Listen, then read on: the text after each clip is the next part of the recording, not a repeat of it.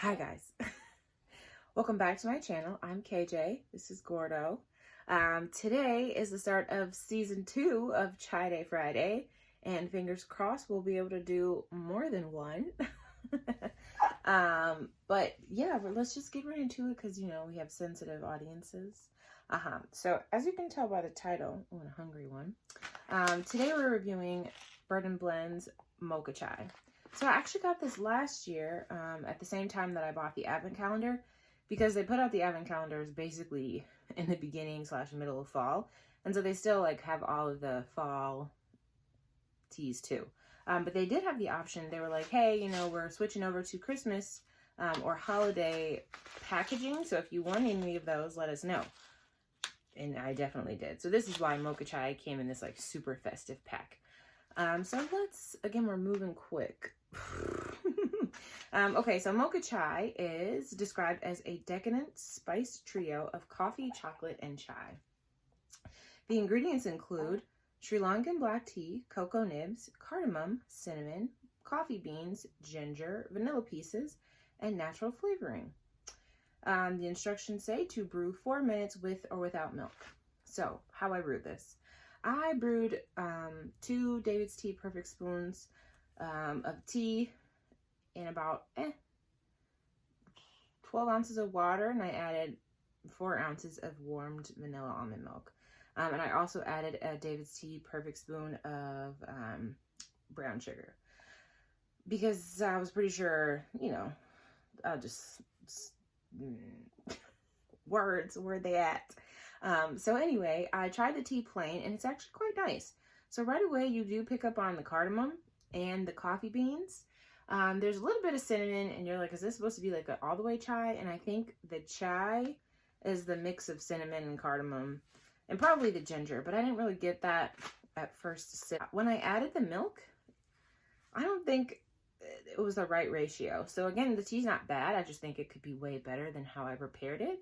I don't think that this is the kind of tea that would be like necessarily delicious if you like stovetop warm it in milk, like some of the traditional chais or the really strong spicy chais. I don't think this would benefit from that. However, because of the coffee bean and the cardamom, this kind of reminds me of David's Tea's cardamom macchiato. And I think David's Tea also has a mocha chai out, but I have yet to try that. And I think that came out this year. So the milk didn't really do much for it in the ratio that I added it. Yeah. And I think the reason is perhaps I should have brewed a stronger cup of tea if I was just going to dilute it with the milk. And that's weird because usually 2 perfect spoons is okay, and I didn't want it to be too astringent because it is a black tea, but yeah, it just got a little bit watered down. So, I wouldn't call it a latte. I'd call it tea with a splash of milk. It's cooled down since I got Buddy over here. Cooled down. And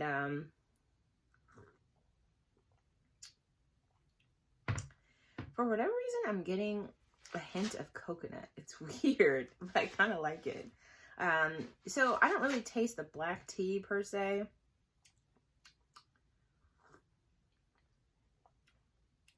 However, it is just like 15% astringent, so I know it's a black tea base in there. I can taste the cocoa nibs, but it doesn't taste overly chocolatey, and it doesn't at all taste like a chocolate tea. You can taste the coffee beans, and I can't tell if the vanilla is what I taste or if it's the addition of vanilla almond milk. Again, I'm not really picking up on the ginger, and I do definitely get the cardamom. Cardamom is like one of my favorite ingredients, just to kind of throw a little razzle dazzle in somewhere. So that one's kind of obvious to me. And yeah, I'm not really getting the ginger much, but I do get kind of a generic chai vibe with, again, razzle dazzle of coffee bean and a little hint of chocolate. So again, I like this tea plain hot. I wouldn't call it a morning tea, but I'm sure because the black tea, it could wake you up. But it just might be enjoyed plain hot, so you can really taste all the ingredients and let it cool down a bit, from brew temperature anyway. If I was going to make this into a latte, I suggest maybe 3 spoonfuls of tea and a smaller bit of water. Short brew time though, so still it could get a little bit astringent and a little bit weird, so I wouldn't overdo it.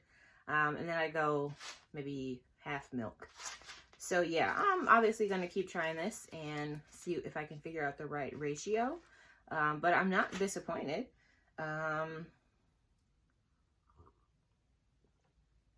Oh, I did want to say that. All of the teas that have kind of a coffee mocha vibe, I always want to prepare them like coffee or mocha.